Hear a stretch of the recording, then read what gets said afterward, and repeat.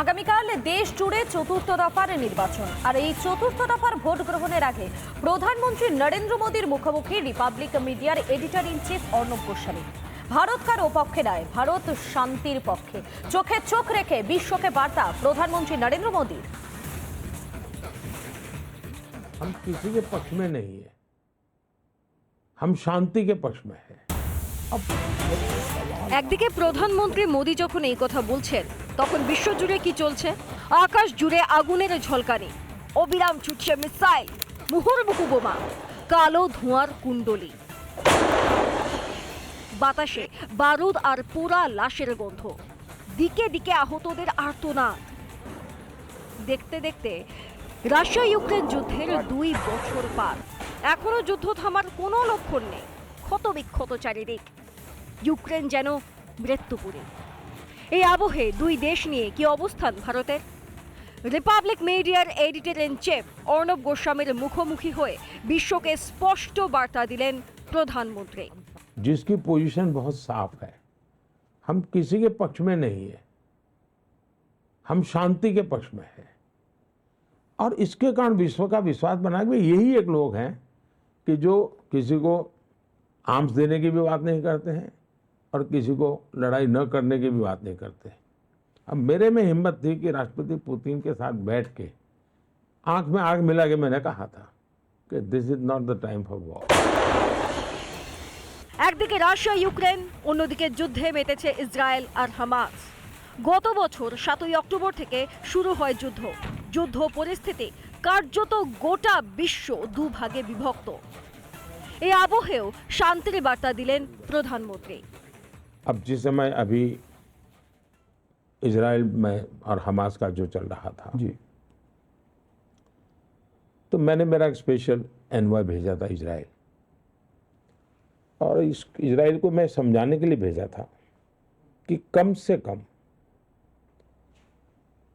ये रमादान चल रहा है, रमजान महीना चल रहा है, उस समय आप लड़ाई मत करो। अच्छा, किसी पर हमले मत करो। दुनिया को मालूम नहीं है, लेकिन ये बात ज्यादा चर्चा में नहीं है। रमादान हो गया है तो मैं आज बताता हूं। जी बहुत बड़ी बात। मैंने स्पेशल एनवॉय भेजे थे। अच्छा, और मैंने उनको कहा था कि ये जेस्चर आपका बाकी जगह पे हो। दूसरा मैंने कहा कि वहाँ के लोगों को रमादान के समय जो सुविधा की आवश्यकता है, भारत उनके लिए भेजना चाहता है। তবে প্রধানমন্ত্রী বিশেষ পাত্তা দিতে নারাজ পাকিস্তানকে। পাকিস্তানকে নিয়ে ভেবে সময় নষ্ট করার পক্ষপাতী নন তিনি। অর্ণব গোস্বামীর মুখোমুখি হয়ে সাফ জানিয়ে দেন প্রধানমন্ত্রী। রিপাবলিক বাংলা। 2010 से 2015 के बीच हिंदुओं की संख्या 7.8%, करीब 8% कम हुई है, जबकि माइनॉरिटी की 43% बढ़ी है। तो भारत में माइनॉरिटी के साथ अन्याय है, भारत में माइनॉरिटी को दबाया जाता है, भारत में माइनॉरिटी की आवाज नहीं है। ये सारे जो नैरेटिव हैं वो पूरी तरह गलत है, वो सिद्ध हो रहा है। এই প্রথম হিন্দু জনসংখ্যা কম হওয়া নিয়ে মুখ খুললেন প্রধানমন্ত্রী। প্রধানমন্ত্রীর আর্থিক উপদেষ্টা পরিষদ একটি রিপোর্ট প্রকাশ্যে এনেছে, যেখানে উল্লেখ করা হয়েছে 1950 থেকে 2015-র মধ্যে ভারতের জনসংখ্যায় হিন্দুদের ভাগ 7.8% কমেছে। উল্টো দিকে সংখ্যালঘুদের জনসংখ্যায় ভাগ 43.15% বেড়েছে। কিন্তু কমছে কেন? বিপদটা ঠিক কোথায়? প্রধানমন্ত্রী বলছেন বিপদ আদতে সংরক্ষণে। ঝোপ বুঝে কোপ বসাতে সংবিধানটাই বদলে দেওয়ার পরিকল্পনা করছে বিরোধীরা। वो बदलना चाहते किस हैं, दिशा में? वो धर्म के आधार पर आरक्षण करना चाहते हैं, और जो संविधान की आत्मा पर आखिरी कील होगा वो। जब धर्म के आधार पर आप आरक्षण कर रहे हो, तब सेक्युलरिज्म पर वार कर रहे हो, और इसलिए देश चिंतित है। কিছু আঞ্চলিক দল এই বিপদ আরো বাড়াচ্ছে বলেও আশঙ্কা প্রধানমন্ত্রীর। शरद राव ये कहे कि अब समय आ गया है कि रीजनल पार्टियों ने कांग्रेस के साथ मर्ज कर देना चाहिए, क्योंकि हमारी आइडियोलॉजी में ज़्यादा फर्क नहीं है। मतलब वो अस्तित्व इतना खो चुके हैं कि अब उनको कांग्रेस के सहारे जिए बिना कोई चारा नहीं है, और उसमें धर्म के आधार पर आरक्षण ये सबसे खतरनाक है जी। कोई देश ऐसे चल ही नहीं सकता है।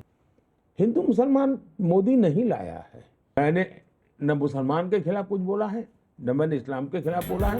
ইন্ডি জোটের এই ভয়ঙ্কর লক্ষ্য নিয়ে এই প্রশ্ন তুলেছেন প্রধানমন্ত্রী। আসলে সংবিধান বদলাতে চাইছে কারা?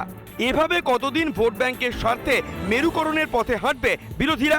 লক্ষ্যহীন দিশাহীন বিরোধী জোট এগুলি করে ভোটারদের কি ঘোল খাওয়াতে পারবেন? রিপাবলিক বাংলা। আমেঠিতে জায়গা পাননি, তবে এখনো রাজনীতিতে আসার স্বপ্ন ছাড়েননি রবার্ট বাড্রা। পরিবারবাদী দলের তাই কি পরিবারের কাছে আটকে এবার রাজ্যসভার? প্রিয়াঙ্কা গান্ধীর স্বামী রাজ্যসভার টিকিট পাবেন তো, নাকি রাহুল গান্ধীর জামাইবাবুকে এবারও কাজকলা দেখাবে কংগ্রেসের হাইকমান্ড?